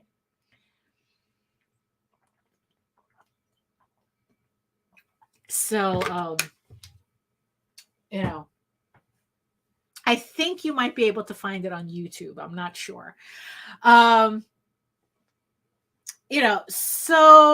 here we have it. I think another successful stream with this beautiful. I'm very pleased. I'm very happy with how I'm looking at it on the screen. I mean, it's right next to me, but I have to look at it on the screen, and I'm very pleased with the way it's coming out. I'm definitely going to continue, like, probably with the Death Dealer color scheme for like the background and whatnot. But just to and the thing is, maybe I don't know. It's like, because I was thinking, it's like, how would I, it's like, could I incorporate the axe into it so that it's kind of like, or should I like not bother? Because I know that the ponies, no, don't bother.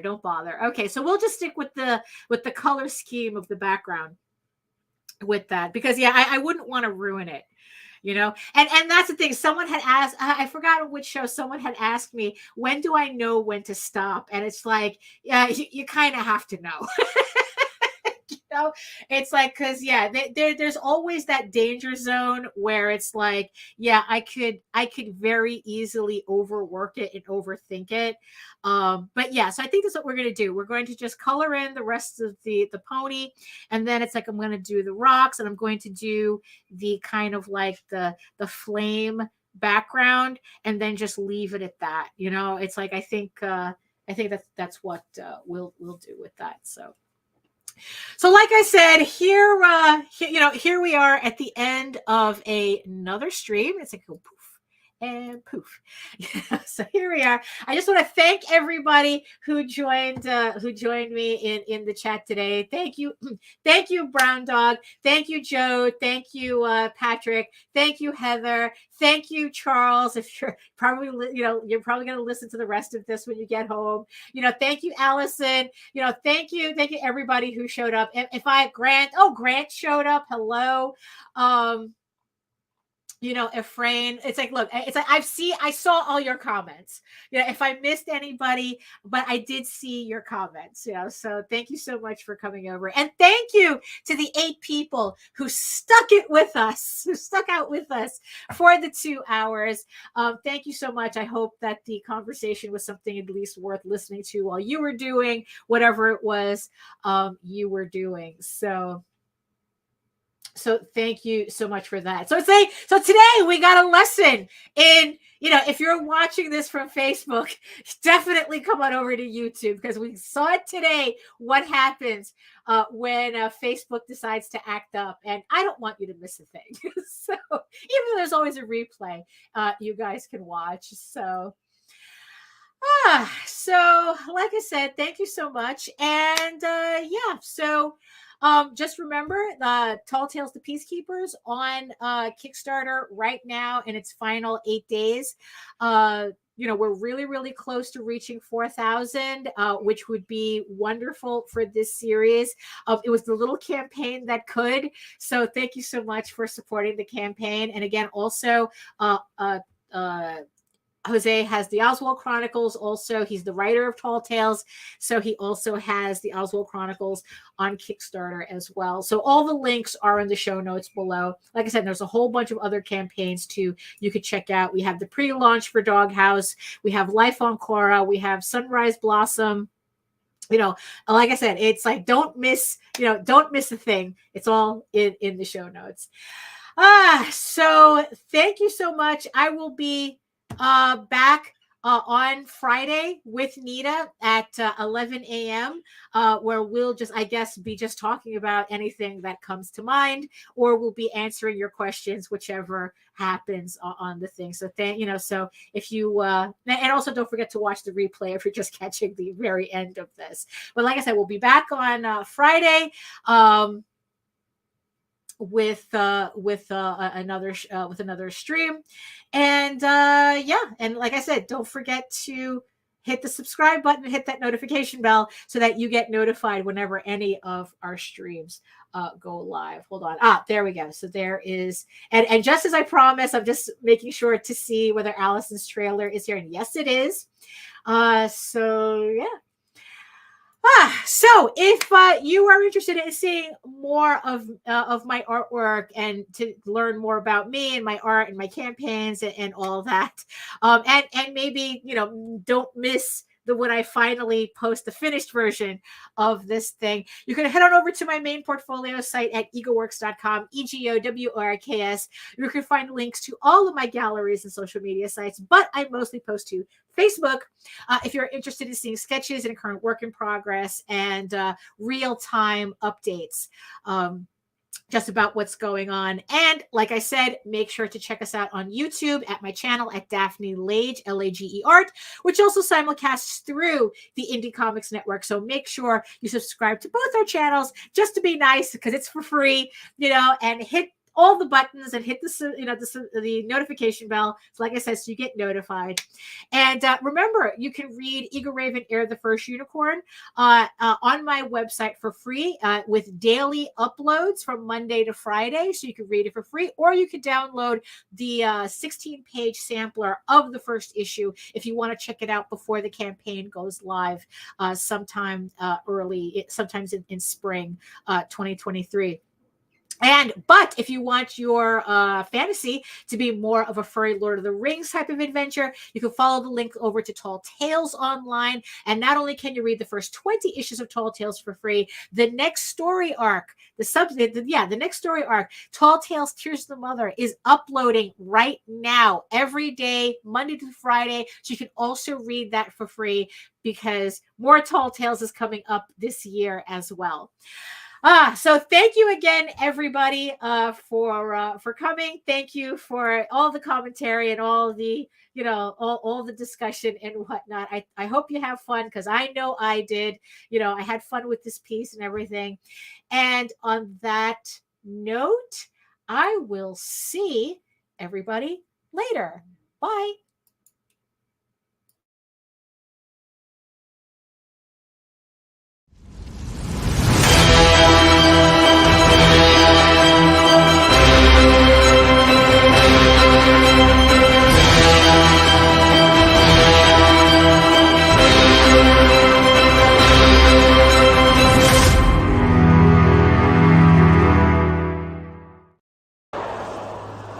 entertained? Are you not entertained? Is this not why you are here?